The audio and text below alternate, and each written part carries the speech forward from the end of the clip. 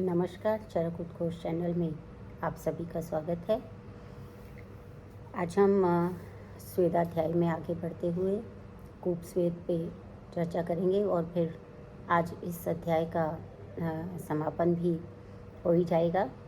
इसमें मैं थोड़ी सी एक सूचना ये देना चाहती हूँ कि इसके बाद, क्योंकि मैं आउट स्टेशन हूँ और थोड़े से भगवान जो हैं कृष्ण के दर्शन के लिए जा रही हूँ, तो इसलिए जो सैटरडे का हमारा सेशन है, जो सत्र है, वो नहीं हो पाएगा। और इसके बाद हम आज थर्सडे को मिल रहे हैं और इसके बाद हम अब अगले वीक ट्यूसडे को मिलेंगे और तब हम उपकल्पनीय अध्याय करेंगे। तो अभी आज जो है हम किस पे बात कर रहे हैं? कूपस्वेद में। तो कूपस्वेद क्या है? कूपम शयन विस्तारम द्विगुणम च अपि वेदतः देशे निवाते शस्ते च कुर्याद अंतः सुमार्जितम हस्त्य अश्व गोखर ओष्ट्राणां करीशैर्दग्धपूरिते स्ववच्छन्नः सुसंस्तीर्णे अभ्यक्तः स्विद्यति न सुखम। अर्थात इसमें भी जब जितने भी प्रकार के हम स्वेद ले रहे हैं उसमें हमें एक दो चीज़ों का ध्यान रखना ही है। जैसे वो निवात स्थान होगा, देशे निवाते, और जहाँ शुभ स्थान होगा, शैया के लंबाई चौड़ाई जितना भी जो होता है उतने उससे 2 गुना गहराई वाला जो कूप है वो खोदना है। ठीक है, पूरा नीचे तक खोदना है अंदर ले जाके, और अंदर से भली भांति वो जो है वो सूखा हुआ ठीक हो, साफ़ सुथरा हो, तो उस कुएं का निर्माण करवाना है। फिर उस कुएं में हस्ती, अश्व, ये जो हाथी है, घोड़ा है, खरगोश है, गधा है, सॉरी, गोखर यानी गधा, और ऊँट है, खरगोश नहीं सॉरी, गोखर है, ऊष्ट है, ऊँट के सूखे गोबर को जलाकर पूरित करना है। दग्धैर पूरिते, भर दिया है, उसको अच्छी प्रकार से ढका हुआ है। और ऐसे व्यक्ति को जो है सुखपूर्वक इसके ऊपर एक शैया लगानी है। शैया पे वो व्यक्ति जो स्निग्ध व्यक्ति है उसको लेटा देना है और उसका स्वेदन करवाना है। लगभग इसी प्रकार का जो है वो होलाक स्वेद होता है। होलाक स्वेद में भी यही करना है। उसमें एक अंगीठी बनानी है जिसको धीतिका नाम तो करीषा नाम यथोक्ताम प्रदीपेत शयनानंत प्रमाणेन शय्याम उपरि तत्र च सुदग्धायां विधूमायां यथोक्तम उपकल्पयेत स्वच्छन्नः स्वपंस तत्राभ्यक्तः स्विद्यति नासुखम होलाक स्वेदा इत्येषः सुखा प्रोक्तो मरीषिणा इति त्रयोदश विधि स्वेदो अग्नि गुण संश्रय।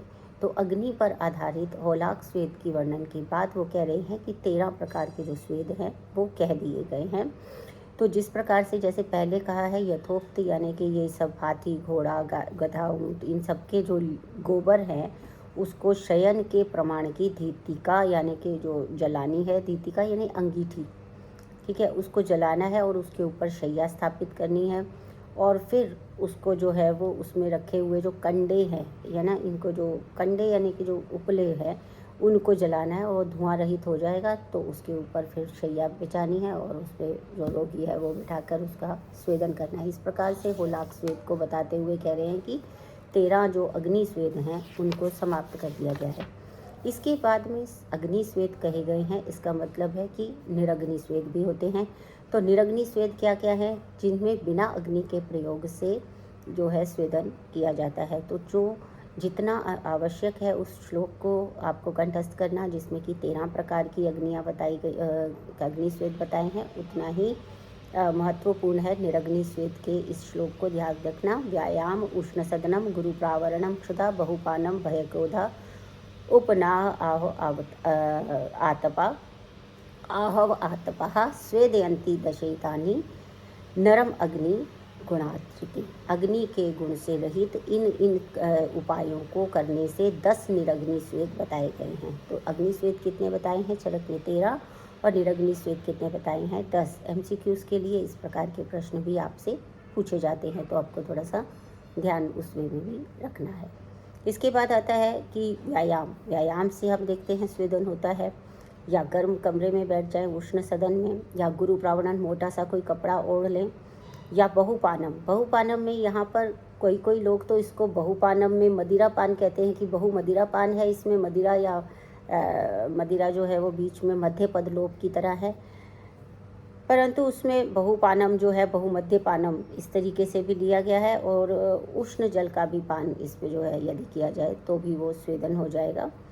और उसके बाद भय के कारण स्वेदन होता है, क्रोध के कारण होता है, आहवा यानी कि जो मल्ल युद्ध किया जाता है, जो दो लोग आपस में लड़ते हैं, इससे हो सकता है। और पुलटिस, इस तरह से उपना उसको बांध दिया गया। ऐसे उष्ण द्रव्यों का ले लिया, जैसे कि अगर इत्यादि हैं, तो वो इतने गर्म होते हैं कि उनकी पोटली बना के अगर रखते हैं तो वो स्वेदन से उसका उसके ऊष्मा से उसका स्वेदन हो जाता है। तो ये 10 प्रकार के निरग्नि स्वेद बताए गए हैं, इसमें अग्नि का प्रयोग नहीं होता है। इसके बाद 3 स्वेद युग्म इस तरह से बताए गए हैं। द्वंद्व यानी इत्युक्तो द्विविधा स्वेदा संयुक्तो अग्नि गुणैर्नच। इस प्रकार से उन्होंने कहा कि स्वाभाविक रूप से यहाँ पर जो बता रहे हैं वो क्या है कि 2 प्रकार के स्वेद है, एक अग्नि है और एक निरग्नि है। एकांग, अब अंगों के हिसाब से एक अंग में करते हैं। एकांग सर्वांगतः स्निग्धो रूक्षस्तथैव च इत्येतत् त्रिविधम द्वंद्वम स्वेदम उद्दिश्य कीर्तितम। इसका अर्थ ये है कि इस तरह से हम एक अंग में करते हैं तो एकांग स्वेद, पूरे शरीर में करते हैं तो सर्वांग स्वेद, ऐसे ही एकांग सर्वांग स्निग्ध रूक्ष, ठीक है ना। इस तरह से ये द्वंद्व जो हैं वो बताए गए हैं। द्वंद्व 3 हो गए ना, एक अग्नि निरग्नि, एक स्निग्ध रूक्ष और एक एकांग और सर्वांग। इस तरह से त्रिविध युग्म इसमें होते हैं। और जो स्निग्ध पुरुष हैं, स्विन्न पुरुष है, जिनको स्वेदन के बाद स्वेदन उपक्रम करके जब भली प्रकार से स्वेदन हो जाता है तो उसको स्विन्न शब्द से कहा गया है। स्निग्धा स्वेदै उपक्रम्य स्विन्ना पश्याशनो भवेत तद अह स्विन्न गात्रस्तु व्यायामम वर्जेत नरा। अब जब उसको स्वेदन हो गया है, स्नेहन करवाने के पश्चात में जब स्वेदन हो गया है तो उसके बाद में व्यायाम को करना निषिद्ध माना गया है।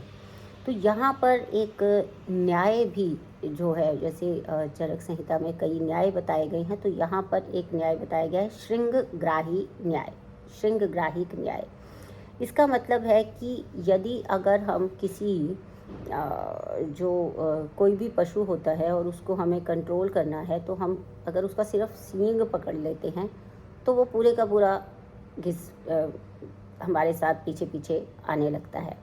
तो श्रृंगग्राहिक का मतलब है कि यहाँ पर जो केवल एक व्यायाम बताया गया है, तो पीछे हमने बताया था कि उच्चई वचनम या बहुत ज़्यादा दौड़ना, अध्व भार उठाना या फिर अपथ्यों का सेवन करना, ये सारी चीज़ें जो पहले बताई गई थी तो उनका भी ग्रहण साथ ही साथ हो जाता है। इसलिए यहाँ पर इसको श्रृंगग्राहिक न्याय का एक उदाहरण भी बताया गया है। तो इस प्रकार से आज का जो सत्र है ये छोटा सा ही रहा, क्योंकि इसमें हमने इस अध्याय में हमने जो है बहुत सारी चीज़ें पढ़ी। यानी कि इसमें अगर हम संग्रह करते हैं तो तत्र श्लोकः करके आचार्य चरक बताते हैं, और मैंने आप सभी से ये बताया हुआ है कि जब भी आप चरक का अध्याय पढ़ें तो अंत में जो ये उपसंहार होता है इसके हिसाब से आप अपने नोट्स बनाते रहिए। स्वेदो तथा कार्य करो हितेभ्यो यद्विधा, जिस तरह से बहुत सारी बातें इसके अंदर बताई गई हैं। स्वेद किसको हितकर होता है, किसे करवाना चाहिए, किसे नहीं कराना चाहिए, सम्यक स्विन्न आदि के लक्षण बताए गए, टाइप्स ऑफ स्वेद बताए गए, निरग्नि साग्नि सब बताया गया। तो इस प्रकार से आपको इस स्वेद अध्याय को पढ़ना है। और इस प्रकार से जो बातें मतलब शिष्य जो के द्वारा पूछी गई उसका जवाब यहाँ पे दे दिया गया है। तो अगले जब हम अब मिलेंगे मंगलवार को, तो उस समय में हम उपकल्पनीयम अध्याय यानी कि 15वें अध्याय से प्रारंभ करेंगे। तब तक आप पढ़ते रहिए। बहुत बहुत धन्यवाद।